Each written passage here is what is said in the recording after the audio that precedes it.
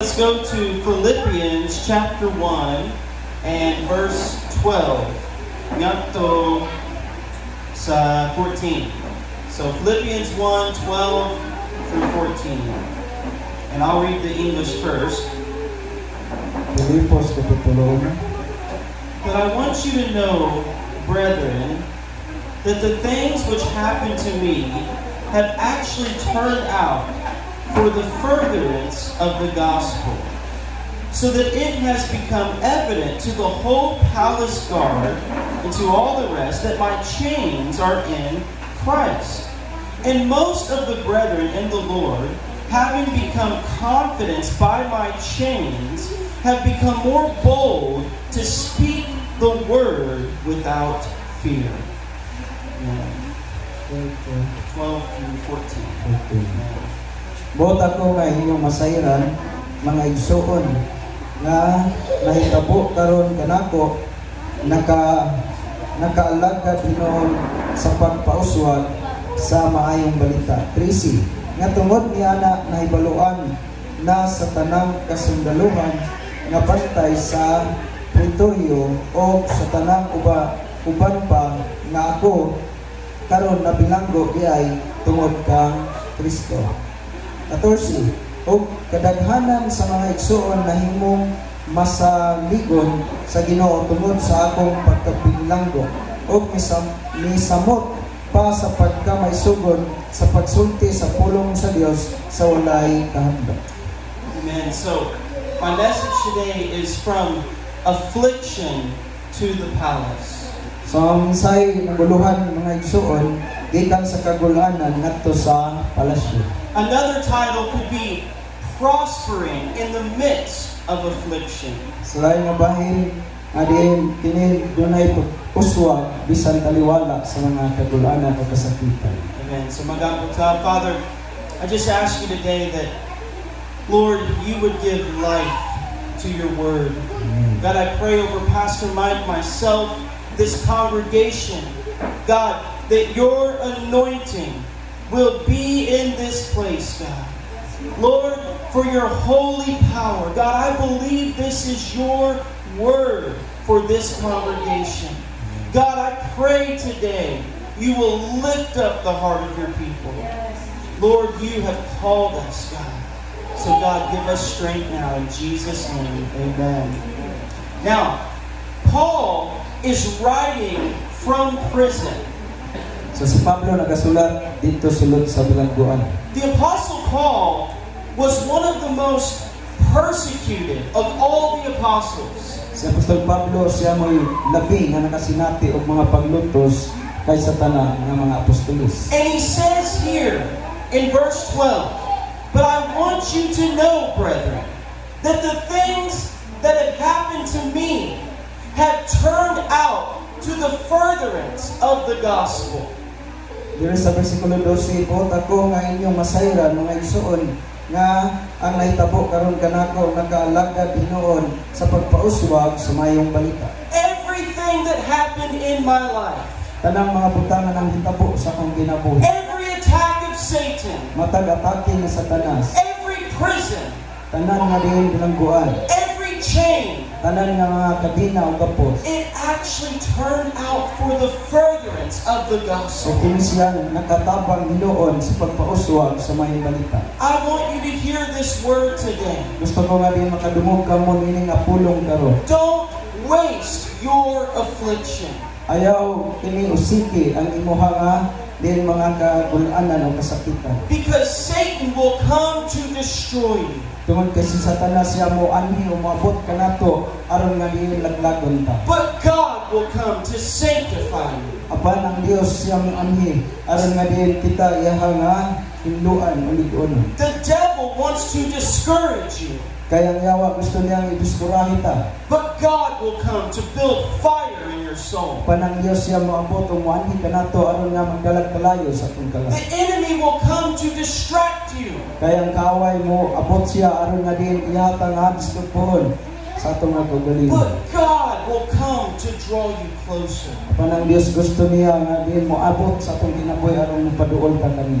We go through great afflictions. So gusto niya nga din makaabot pa ta o moabot man ta o dunay mga dagko mga kasakitan. But if we are serving God, Apan kung ikaw nag-alagad sa Dios, if we have surrendered our life to God, kung imo nga isurrender ang imong kinabuhi God ngadto sa will, Dios, God will use that affliction ang Dios magagamit niya ng mao nga kagul-anan o kasakitan to bring you to the palace, aron nga makadangat ka ngadto sa iyang palasyo. the place of God's favor, Ini ang dapit sa pabor sa Dios, the place of God's power.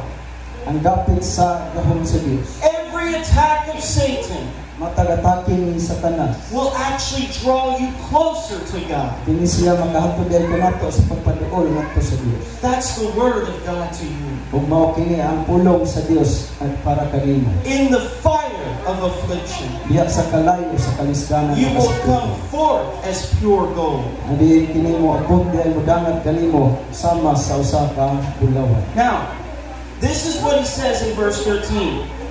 So that it has become evident to the whole palace guard and to all the rest that my chains are in Christ. Sa bersikulo 13, nga tungod niya na nahibaluan na sa tanang kasundaluhan nga bantay sa Pretorio o sa tanang uban pa nga ako karon binilanggo diay tungod kang Kristo.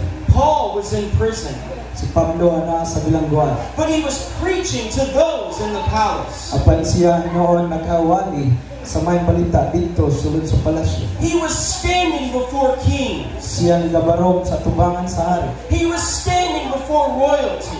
Adiin siya gabarog bisan pa ngadto sa kini pagka mga halangdon nga mga tao. And he said, even the palace guard, Nagingon siya nga bisan pa sa kining mga bantay sa palasyo. they know that my chains are in Christ. So sila nahibalo nga diin siya na ginapos tungod ni Kristo. I am no slave to man.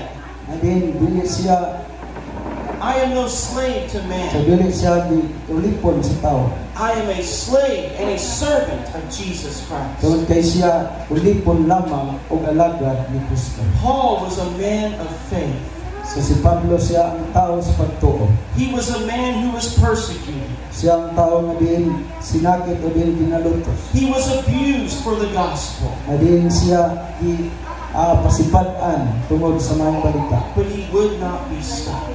Apan wala siya mohonong And every affliction, sa matag usa ka mga kalisdanan o kasakit. it only furthered the gospel. Apan yan ang giisip nga diin kini makatabang hinuon pagpauswag sa There mga was balita. one time where Paul was standing before King Festus. So kani si dinayo sa kapanahon nga diin kini si Pablo ni barog sa hari nga si Festus. And he said, you almost persuade me to be a Christian. Diin siya nagaingon nga diin siya usa ka Kristohano. Paul said, I would that you were just as I am, except for these chains. So yun siya nga siya maugayon gawas ng kadina. And there was another king.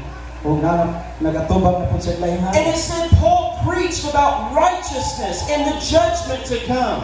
O si Pablo nagawali may tungod sa ganing paghukom nga diin mag-aabot. And that king trembled before Paul. O diin ang hari adunay pagkurog sa tubangan ni Pablo. When Paul was in the prison, Si Pablo sa diyang anas bilangguan. accompanied by Silas, Na diin iyang kauban si Silas. he worshiped the Lord Siya nagadaig o nagsimba sa Ginoo. because his chains were in Christ. Tungod kay diin ang mga gapos kini siya tungod ni Kristo. And God shook the prison. O ang Dios nagatayog sa mga binangguan. God opened the door. Ang Dios nagaaplis mga gangaan. And the very man who was guarding him O bisan pa sa tao nga diin nagapantay kanina. got saved. Ang Dios nagaluwas. And he washed the stripes of Paul. O diin siya kaning hugas sa mga punog ni Pablo. That's what it means to prosper in affliction. O mao na ang ipasabot nga diin adunay pag-uswag diha sa kasakitan. And he says in verse 14, most of the brethren in the Lord have become more confident by my chains, and they are much more bold to speak the word without fear. Sa bersikulo 14, o kadaghanan sa mga igsoon na himong mas saligod sa Ginoo tungod sa akong pagkabinilanggo ug misamot pa sa pagkamaysugod sa pagsulti sa pulong sa Dios sa walay kahadlok. So the other brothers were strengthened by Paul's affliction. So adunay daghang mga kaigsunan nga din nahimo silang malig-on o wala na hinoy kahadlok tungod sa nahitabo ni Pablo. When you are in the midst of affliction, sa diha nga din ikaw taliwala sa mga kasakitan, others will see your faithfulness to God. Ang uban makakita sa imong pagkamatinud-anon ngadto sa Dios. And if you are steadfast, Ug sa diha nga ikaw magapadayon, it will inspire others to ikaw stand. makahatag og din kadasig sa uban. Amen. This is what happened to Paul. Now, consider the life of Joseph. So ato apon nga lantawon ang kinabuhi ni Jose. God gave Joseph a dream for his life. Ang Dios nagahatag og damgo ni Jose sa iyang kinabuhi. He was 17. Siya nagpangidaron pa lamang og 17 And anyos. he saw that his brothers would bow before him. Og iyang nakita nga iyang mga magulang mga igsuon niyungbo kaniya. But his brothers became jealous. Apan ang iyang mga igsuon mga magulang kini nga silos kaniya. The Bible says they hated him. Og din ang Dios, alin ang Biblia nagasulti nga din siya kitabuan. And they At cast siya him. gidumta. They cast him into a pit. Og din siya gihulog sa tapay na wala nay tubig. They sold him into slavery. Og din siya gibaligya ngadto sa pagkaulipon. He was accused of raping his master's wife. Og siya gibutang-butangan nga din siya kining nanglugos sa kining asawa siya nagalo. And then he went to prison. Og din siya manghinungdan na pinanggo siya. But it was in that prison Apan sa diya nga bisan natuwa siya sa pinangguan. that Pharaoh had a dream. Si Paraon aduna usay damgo. And he said, is there anyone who can interpret my dream? Og ningon ang hari nga si Paraon aduna bay usa nga din makahubat sa kang damgo. And they said, there is a man. Og dunay ningon nga dunay usa ka tawo. And in him is the Spirit of God. Nga din diha kaniya ang espiritu sa Dios. He can hear the voice of God. Diha nga dungog ang tingog sa Dios. He is a faithful man. Siya usa ka matinud-anon nga tawo. And for 13 years, Joseph was in affliction. Og sulod sa 13 ka tuig nga din si Jose anaa nga anang kasakitan. But he came before Pharaoh. Apan niabot ang panahon nga dito siya sa tubangan ni And Paraon. he told Pharaoh his dream. Og din nisulti si Paraon sa iyang damgo. And Pharaoh elevated him to the second man in all of Egypt. Og din si Paraon nga din na gahanatagan sa kahulugan siyang damgo karon iyang gihatagan og posisyon nga din labaw kay sa uban diha sa iyang ginharian He si went Jose.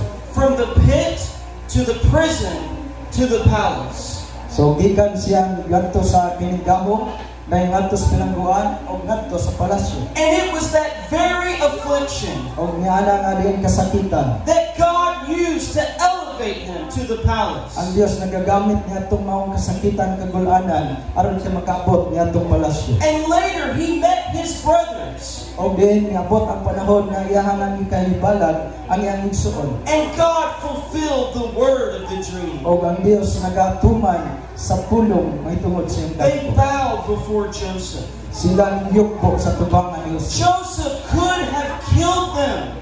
Din ang Dios si Jose wala gayon mo patay kanila. He could have gotten revenge on them. Nga din wala gayon siya manimalos kanila. But instead, he was merciful to them. So kining siya nang himong maluluyon imbes nga din siya manimalos. Because in the fire, God will humble you.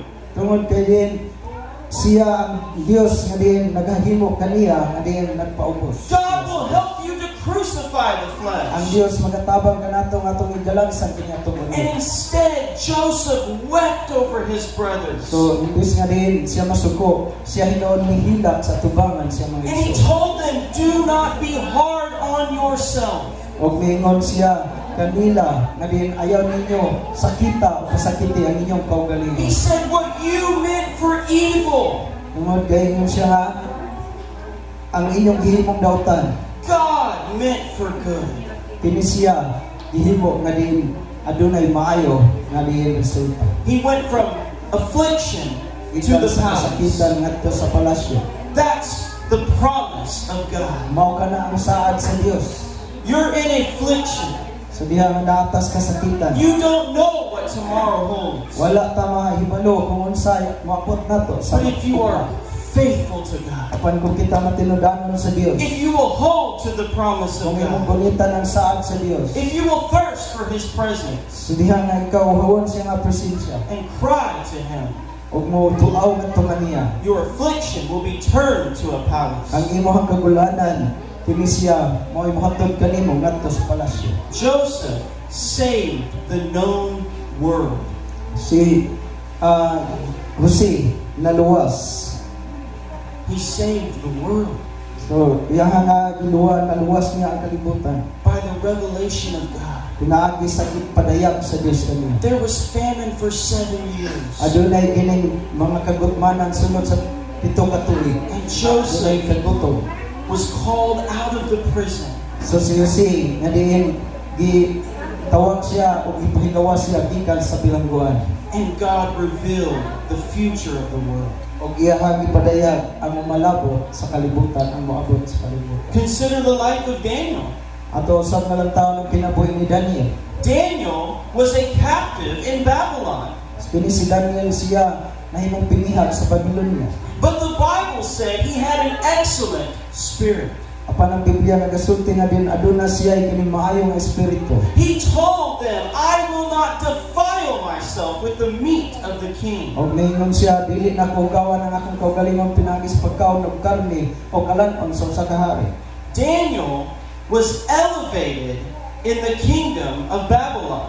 So si Daniel siya nahimo nga din gitagaag posisyon dito sa sulod sa kingharian sa Babylonia. He became the third ruler of the kingdom. So nahimo siya nga ikatulo nga diin nagdumala sa maong kingharian. He prospered in the midst of affliction. Siya nahimong mauswagon bisan taliwala sa kasakitan. And it was in Babylonian captivity O din anaa siya sa kining Babylonia nga din kahimtangan siya nahimong pinihag. in the midst of affliction Diha taliwala sa mao nga kasakit. that he received the revelation of the future of the world. Iyaha nga nadawat ang pinadayag sa umalabot mahitungod sa kalibutan. It was in the affliction of Babylon Anaa siya sa kasakitan dito sa kingharian sa that he Babylonia. stood firm on the word of God. Na diin siya may barog nga makusganon diha sa pulong. Even when they told him not to pray, Na diin bisan pa nga diin siya gidumilian sa pag-ampo. they threatened him with lions. O diin siya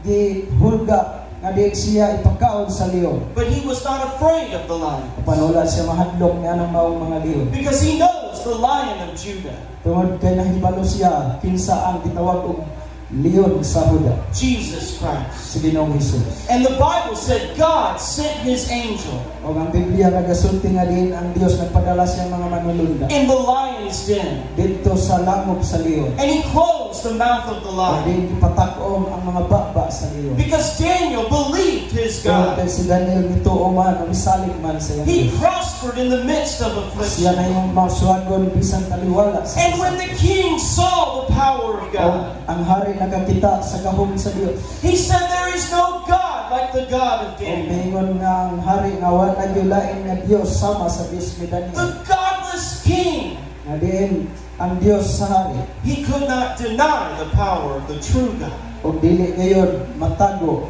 malimod ang gahom sa tinuod nga Dios. Well, next one, the Bible says, in the last days, So mga igsoon, ang Biblia nagaingon sa katapusang mga adlaw, dangerous times will come. ang malisod nga din panahon mag-aabot.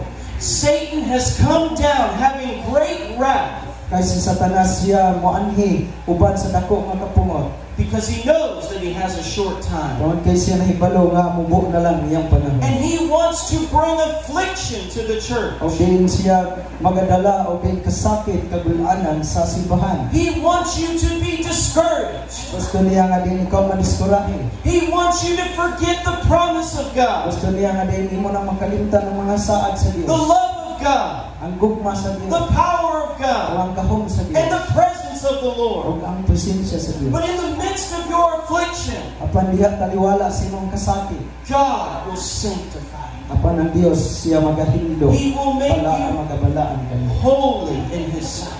himuon kaniya nga balaan sa iyang mga mata. He will bring you closer to His presence. So magadala siya og din mahimo kang mapaduol sa iyang presensya. David said, "It was good that I was in trouble." Si David niingon, usa ka maayong butang na bisan na ako panahon sa mga kasama. Because David learned to obey and trust God. Tungod kay si David nakakat-on man siya sa pagsalig o pagtahod sa Dios. Amen. Amen. Now let's go to 2 Corinthians chapter 4. Kaduhang Korinto kapitulo 4. Praise God. Now, it says 2 Corinthians 4 versículo 16 hangtod 18. So 2 Corinthians 4:16 through 18. Kinsa mo basa ang Bisaya? Ang pulong sa Dios na makita sa 2 Korinto kapitulo 4 bersikulo 16 ngadto sa 18. Tungod niya na kami wala magpakaluya apan bisan ang among tawhanong kinabuhi nagakaanam o kadunot. Ang sa sulod nagabag-o sa matag adlaw. Siti, kaya ang among magaan nga kagul-anan nga sa makadiyot lamang nagabuhat alang kanamo og labaw pagayod nga kahalangdon sa walay katapusan kabug-aton sa himaya. 18. Samtang wala pa kami magtan-aw sa mga butang nga makita, kundili sa mga butang nga dili makita. Kaya ang mga butang nga makita, mga umalagi lamang, apan ang mga butang nga dili makita nga mga walay katapusan. Amen. So in verse 16, he says, "Therefore we do not lose heart." Sa versikulo 16, busa kami wala kawagi sa kasibot sa makasig-kasig. Have you ever lost heart? So nawad-an ba mo o di kasibot sa inyo atos Ginoo? It's like the strength of God has left your life. Na din ang kusog sa Dios mo ni siya magahatag og pagtuboy sa atong kinabuhi. But he just said, don't lose heart.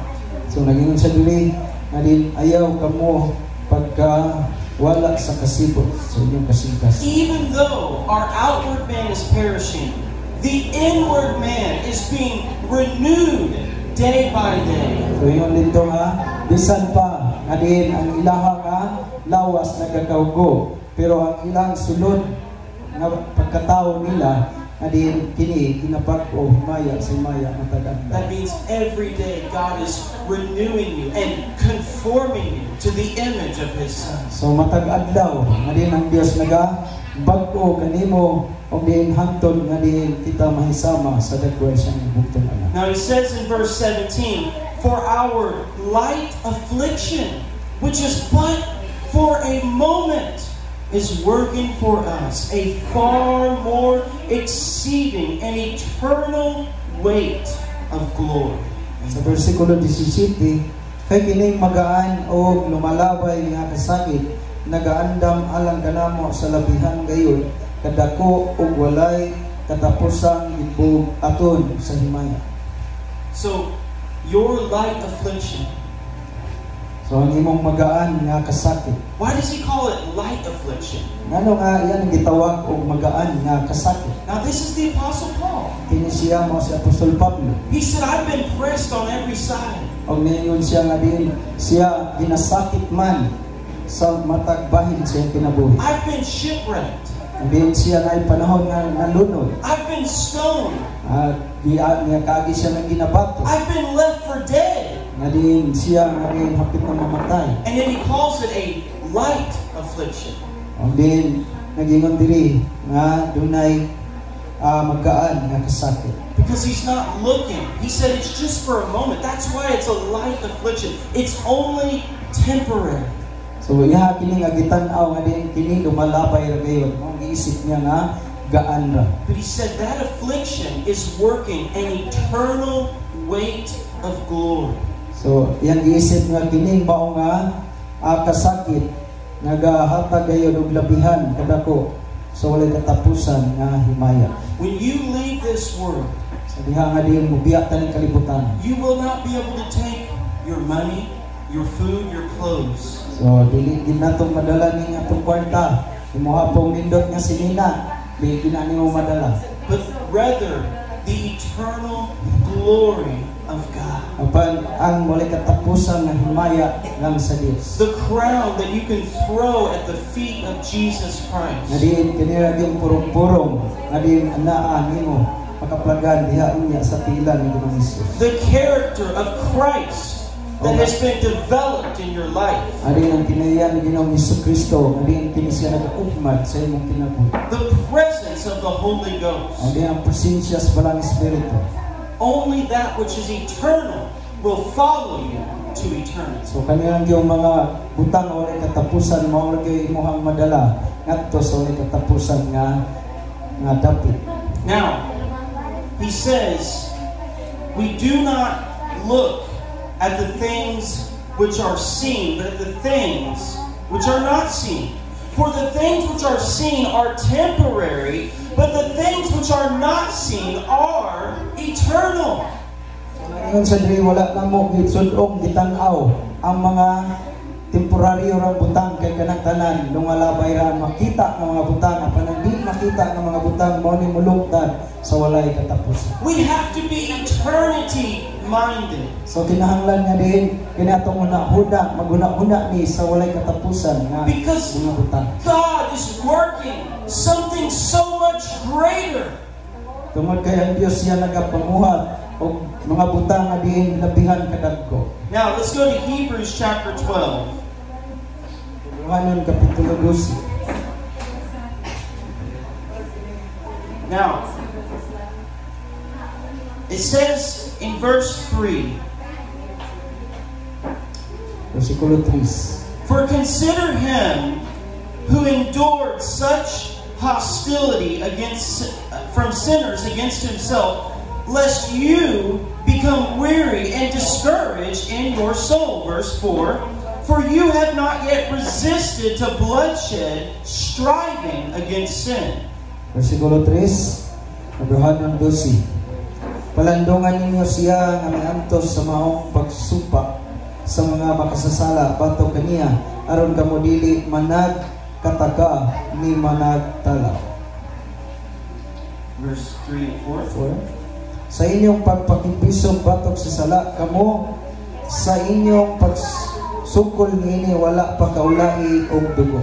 Now, remember Paul said, our light affliction. So atong hinumduman ang ato nga magkaan nga kasakit. And So, here, ni Pablo. he says, consider Jesus Christ, So diri ato nga tan-awon ang nahitabo kang Ginoong Hesukristo. lest you become weary, So ingon siya nga dili ka magakaluya. because you have not yet resisted to bloodshed, striving against sin. Tungod kay ingon siya diri wala pagayod ka mo sa inyong pagsupak niini, wala pagayod ka mo maulai og dugo tungod sa paghimo nga mahigawa sa sala. That's why Paul calls it a light affliction. Og mao nga si Pablo nagatawag niini magaan nga kasakit. Because no matter how afflicted we are, Tungod kay wala ni magbase unsa man ang mga kasakit nga naa kanimo. it will never compare to what Jesus Christ suffered on the cross. Dili kay gani ka kumpara sa nasinati ni Ginoong Hesus nga pag-antos dito sa cross. The greatest suffering was not the nails in his hand.